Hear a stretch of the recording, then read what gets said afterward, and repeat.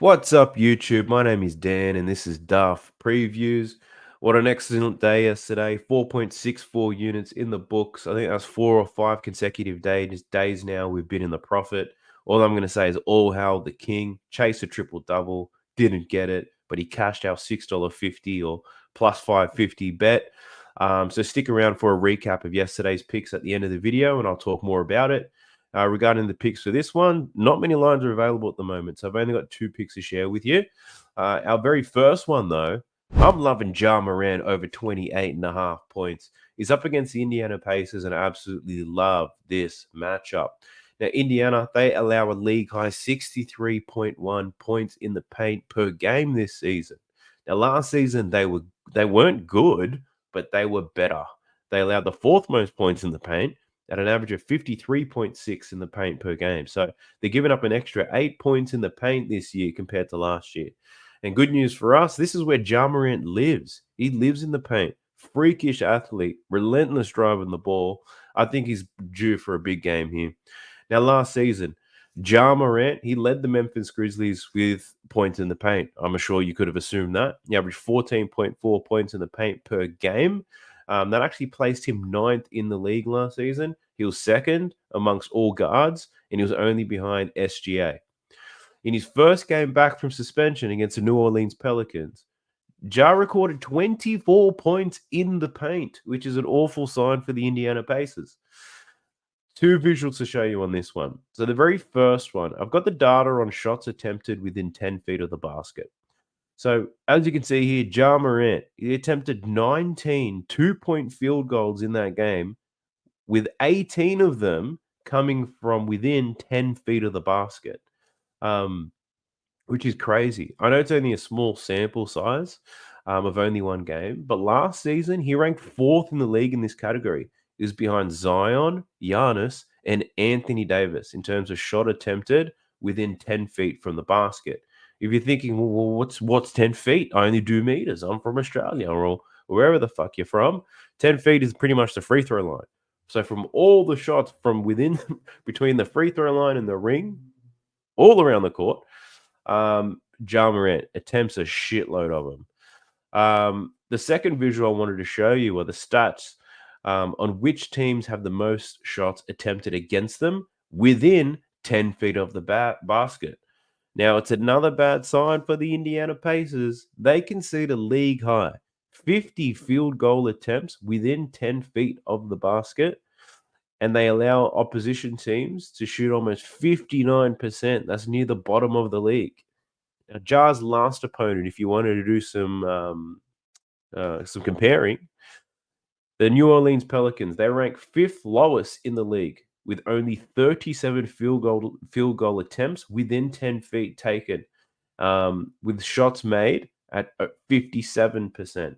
So the New Orleans Pelicans, they allow a lot less shots in that range. And when shots are taken within that range, they also defend them a lot better.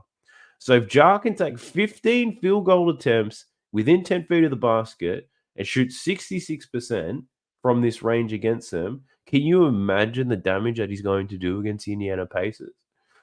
Look, last season, Ja Morant averaged 17.5 points scored off drives to the basket against the Pacers. Now, that's the most that any guard in the league averaged against the Pacers in drives. He did that with an average of 19.5 drives per game. Against the New Orleans Pelicans, he drove the ball 27 times, which is pretty crazy. He's having his first home game here up against Indiana, so he's still going to be hyped for this one. More about Indiana. So in terms of how they've defended similar players, well, there's not many like Ja Morant. Derrick Rose can't even play anymore. Russell Westbrook, for example, he's old as shit at the moment, but Russell Westbrook, he covered his point signing against the Indiana Pacers this year. Who else is similar? Scoot Henderson from the Portland Trailblazers. He's raw, but even he covered his point line against Indiana Pacers. He's gone under his point line like 90% of the games. So he even went over his point line due to his ability to attack the basket. So I really do love my chances with Ja here. I'm also going to sprinkle a little bit for him to score 40 points tomorrow. So if you're keen for a little bit of risk, you can take that play too. Our next and our final play. Um, Full disclosure, I've got no value plays at the moment, so I didn't want to force anything out just because they've been treating us well. Like I said, there's not many markets out, so jump into the Discord. The links in the description. It's all completely free, and then you can see all the picks that I end up landing on for tomorrow's games. But yeah, no value play. But I've got a juicy prop, but it's probably something that you've heard before. So I'm liking Kobe White from the Chicago Bulls over 22.5 points. So you guys already know I love betting on this guy. I've been doing it for almost 2 weeks now, well, pretty much since Zach Levine's been gone. But most recently, we took him to cover his PRAs of 33.5 against the Los Angeles Lakers. He fell under. The reason why he fell under is he didn't score enough points. His rebounds were there. His assists were just short, but the rebounds made up for it. Um, but it was surprising. He shot the ball 18 times against the Lakers, which is good. His average was 17. The lowest he normally goes is between 15. The highest is like 19. So for him to shoot the ball 18 times and still fall under, it's a bit surprising for me because that doesn't normally happen. Um, he shot 39%. And it wasn't even his shot from deep. You'd think, God, he shot 39%. He must have missed a lot of 3-pointers. Well, no. He shot 6 3-pointers. He made 3 of them. He hit them at 50%. His 2-point attempts is where he was challenged. He shot 4 from 12.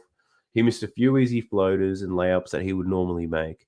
I'm pretty much willing to go back to the well of Kobe White and drink some water. As we've seen over the last 10 games, check this out. He's averaging 24.6 points per game. He's had 2 games that stick out to me where he didn't shoot the ball very well. The very first one was up against Milwaukee. I think this was the first game Zach LaVine was out. Kobe White saw an uplift in his minutes and opportunities. He only shot 35% in that game, but he then backed it up the following game, shooting 59% against the New Orleans Pelicans. Another game that sticks out to me is the game against Charlotte. He shot 38% against the Charlotte Hornets. He then backed it up against the team he's playing today, the San Antonio Spurs, and he shot at a 60% clip. Now, I'm not expecting him to shoot that high in this game, but if we can get him up to his average during this stretch of 45 to 50%, he maintains his aggressiveness in scoring the ball. I like his chances. He's up against the San Antonio Spurs. They allow like 122 points per game. Kobe White's going to have his opportunities. We're just hoping that the field goal percentage is there as well. But look, if he doesn't hit, it might be the last Kobe White prop that I do take for a while because then I'm truly off him. But the matchup is solid. The Spurs recently allowed Dame to light them up for 40 points. CJ McCollum scored 29 points on them the game prior. And both of those players rely heavily on their outside shooting, very much like Kobe White. So I'm liking Kobe White in this one. The other play is Ja Morant over 28.5 points. But yeah, that's all I've got for now. If you want to see everything else I get on, jump into the Discord. You can even speak to me directly in there as well if you want to and get my thoughts on a few things. So let's do a quick recap. It doesn't have to be a quick one, but let's do a recap on the day that was. Actually, before I get into the recap, we had our first Q&A today. Live Q&A, watch party. Pretty much sat there throughout the whole Bulls, Lakers, all the way through to the end of the Mavericks game, and just watched the games live, chatted, spoke about things, answered a few questions. I thought it was great fun, but thank you for those of you who did tune in and ask me some questions through the chat. Let me know if you guys would like to see more of that because I'm on holidays at the moment and we can do more of those if you really want to. But let's get into the recap now, the day that was. So we took only 3 players, but we had 6 players. So we took a player prop and we took a value play on each of these players. The very first one, we took Joel Embiid over 33.5 points. I said the number 1 ranked defense that Minnesota has does not scare me. The Rudy Gobert matchup does not scare me. And it did not scare Embiid either. The man was possessed. Not only did he cover that 33.5 point line with ease, he absolutely pissed on it. He finished with 51 points, 12 rebounds, and 3 assists in this game. 51 points against a 3-time Defensive Player of the Year, against the number 1 ranked defense in the league, the number 1 team in the West so far this year. Embiid's an absolute freak. But we cashed his over. We had a value play on Embiid. Didn't happen. He scored his points, but nothing else went our way. I said that he'd take more three-pointers. He didn't. He took less. He was just pumping them up the middle. He didn't get his 4 assists because he was too busy pumping them up the middle. And he just went over that rebound line. I thought Rudy Gobert would probably put a bit more pressure on him, but wasn't to be. Our next play, it was my man, Kobe White. We took him over 33.5 points, rebounds and assists. Rebounds and assists were there. Points were not.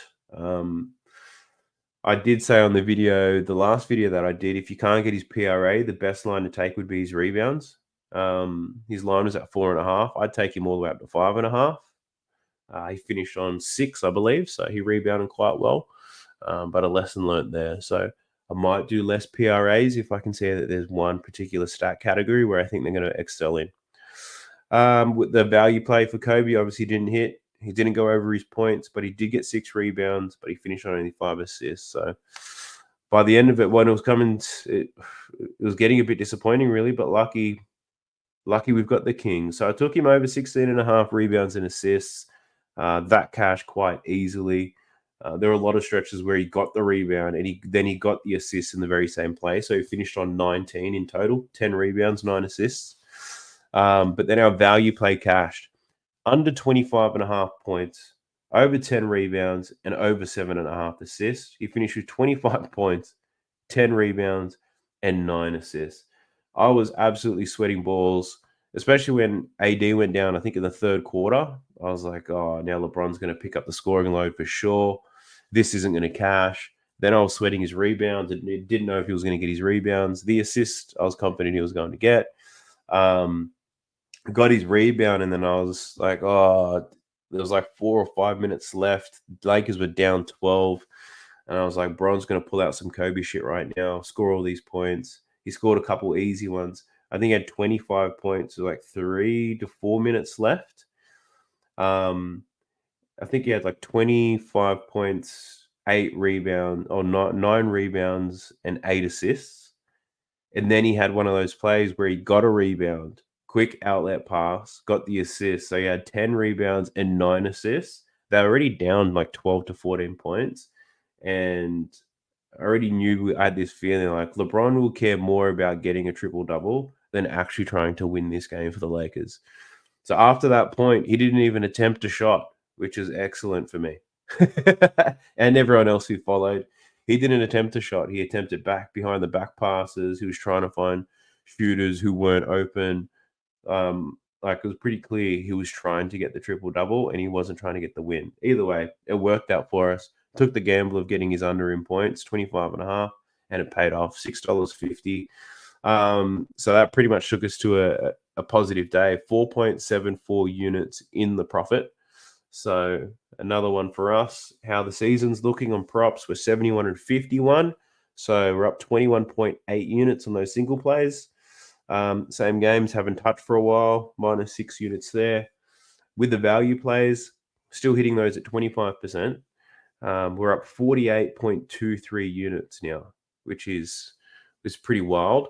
And on the season, we're up 63.37 units, 20.21% return on investment. It's pretty amazing, really. Like I say, I watch a lot of the other guys who do the very same thing that I'm doing, and they share picks and talk about the units profit that they get and whatever it may be. And I honestly haven't seen anybody generating the same level of profit that I am at the moment. So, not to say that I'm better than them. That's not true. I actually think a lot of them are better than I am. But I think we just got a real good thing going at the moment. What separates me from them is they're not chasing any value plays. It's very much single bets only. Whereas you can see I'm tracking every bet that we make. The value plays we only put out, what do we have? 52 value plays from compared to 120 props. So it's pretty much it's more than 2 to 1. So we're playing more of those props, and they just kind of keep us afloat. If anything, it gives us free bankroll to play more value plays. And the value plays usually consist with one of the player props I'm confident is going to hit. So look, it's working very well. Pretty pleased with how it's all going. Only 2 picks on this video at the moment, so we're not going to see any astronomical numbers when I do the next recap. But all things being said, that's pretty much all I've really got for you for this one. I'll see you guys in the next one. Let me know if you want to do another watch party. Let me know if that's, you know, if there's something else we could have done differently within the watch party to make it more interesting for you guys if you did happen to watch it. But I'll see you guys in the next video. I appreciate y'all. Let's go. Sub to the channel cause your boy's getting busy. Coming to your line from the west side of Sydney. We've got the free picks and the juice on the daily. It's all free, you don't even have to pay me.